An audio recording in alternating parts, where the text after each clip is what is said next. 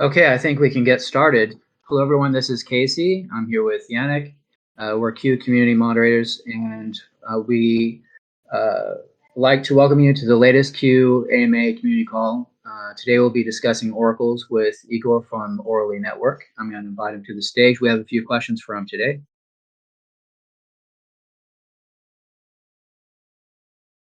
Hello, Igor. Are you there? Hi, yeah. Can you hear me? Yes, I can hear you. Would you like to introduce your project quickly and tell us a bit about yourself? Yeah, sure. My name is Igor. I'm founder of Orally.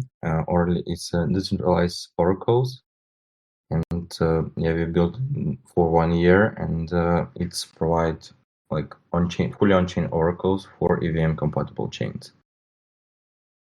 Great. And could you explain to the community what decentralized oracles are? Yeah, sure. So decentralized in general, like oracles, what is Oracle? Oracle resolve some what is Oracle problem at all? So because blockchain by itself nature are deterministic, so they cannot like access data from real world, and they cannot generate unpredictable random number. So we decide to provide this data from different sources and provide it on chain to those smart contracts on destination chains. And what is decentralized oracle? It's when we provided this data from fully permissionless wallet, like permissionless execution wallet and permissionless the smart contract which provides this data. So you don't need to trust any third parties that your data will be provided is correct. Right. I don't know if anyone has been keeping up, but there's recently a problem with Curve Finance. And if they had not been using oracles and just created their own oracle without a variety of data, they would have been in some even worse pain than they are right now with the latest hack. So I heard that you're using the internet computer. What benefits does that provide, and how does it compare to other decentralized oracle solutions?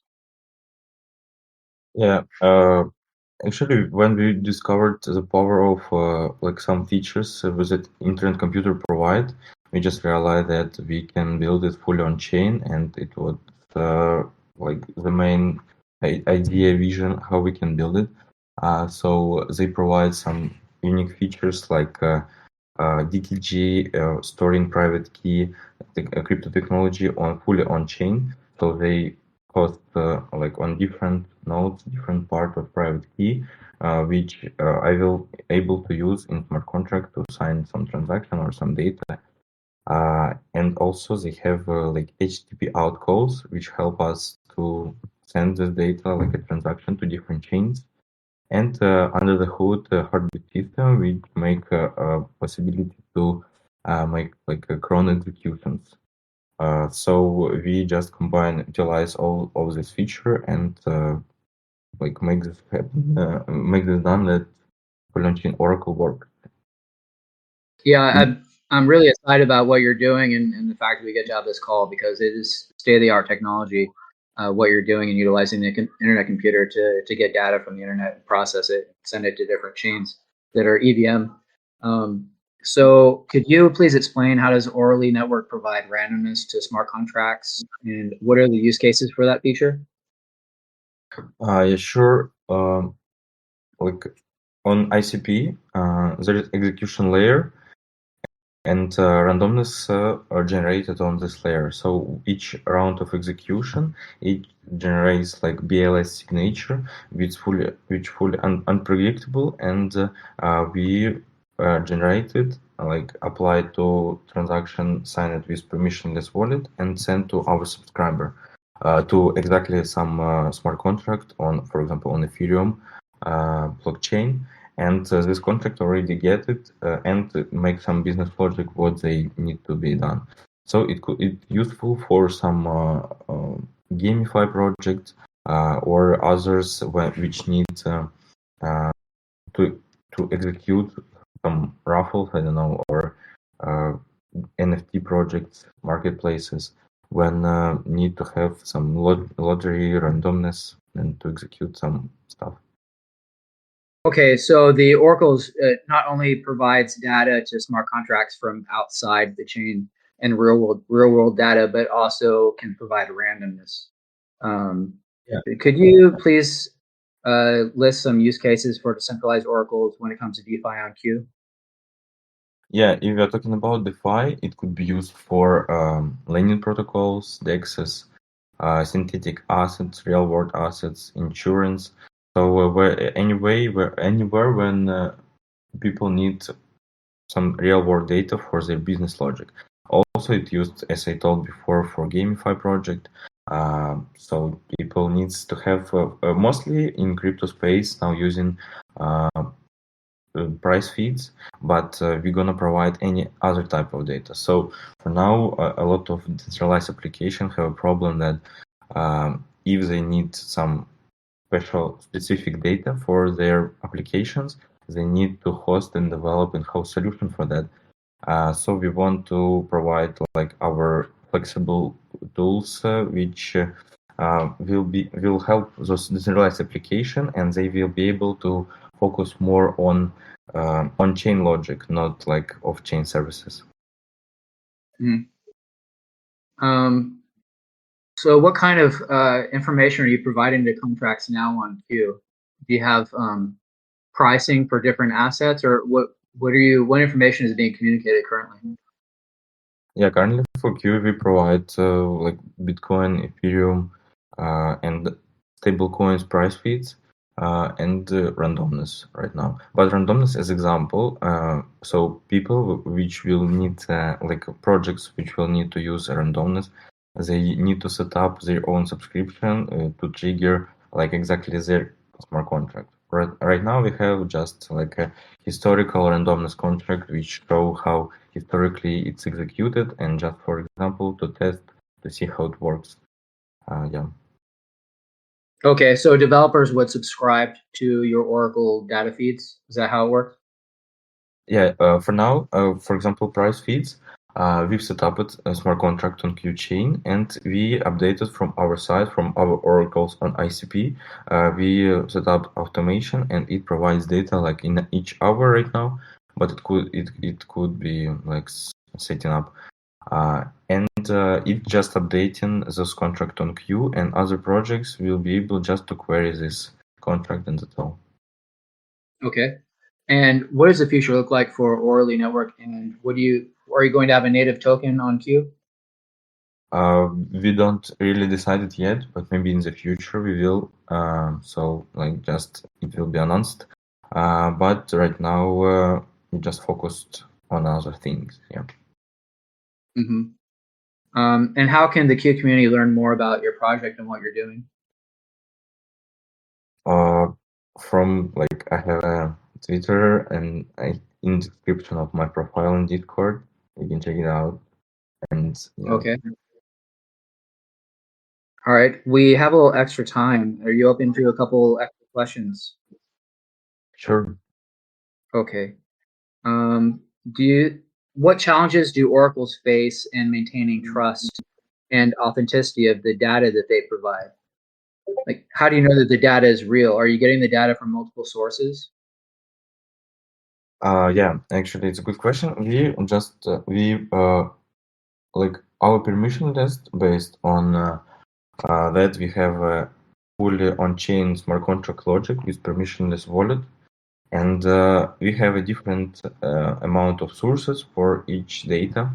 And when each data we need to fetch, it's happening from like different nodes on ICP computer, internet computer. So it happens from different source. For each source, it's fetched from different nodes in the system. Make the answer, aggregate this data. Like for example, for price feeds, it get a median of it, and assign it with a proof. So it like signature, which this DKG hosting private key on chain, it make a signature, and the signature will be able to use as a proof for verifying the data to not be compromised when user will be applying this data to his transaction.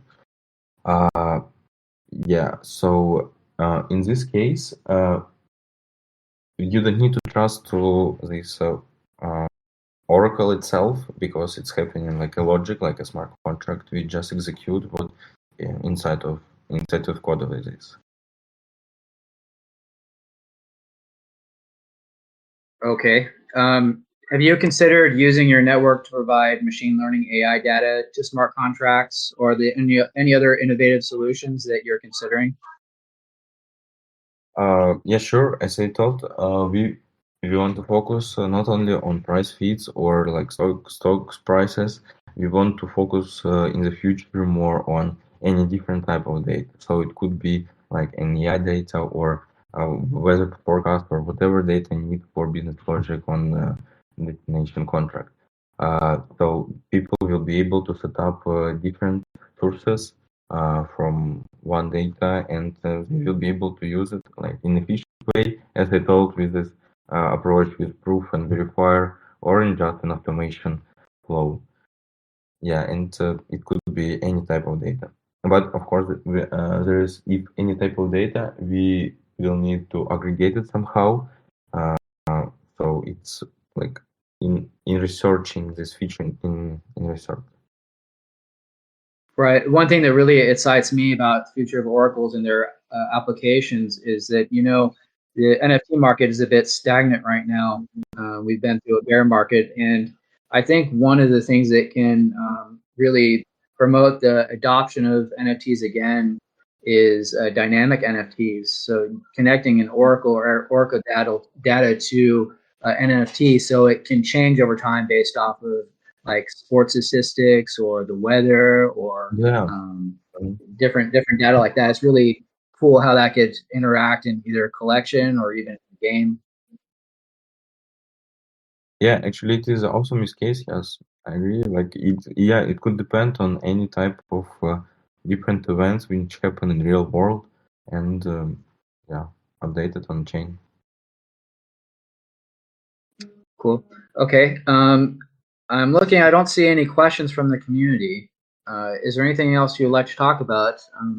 I know that we're all very excited to see you building on Q, and it will enable the developers on Q to do a lot more interesting things and involved DeFi contracts.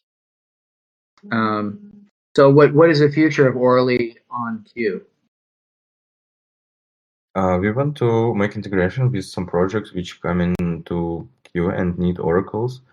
So as told me, like NFT project, there is some DeFi project. So we want to make a like partnership integration with them and keep working. And because we're super flexible, we just can set up any different like type of data, any conditions to be executed, or it depends on what needs from project side. Right. Okay, I really encourage everyone that's in the chat right now to take a look at their website and take a look at the Twitter account for Orly Network and learn about what they're doing, researching it. It's really exciting technology, and it's really going to enable Q to go the next step as far as DeFi and gaming and dynamic NFTs, as I stated.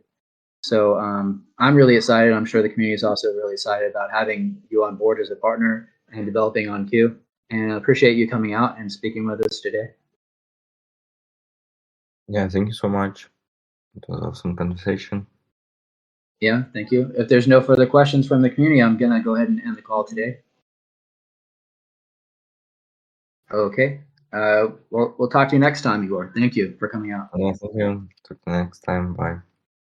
Okay, bye-bye.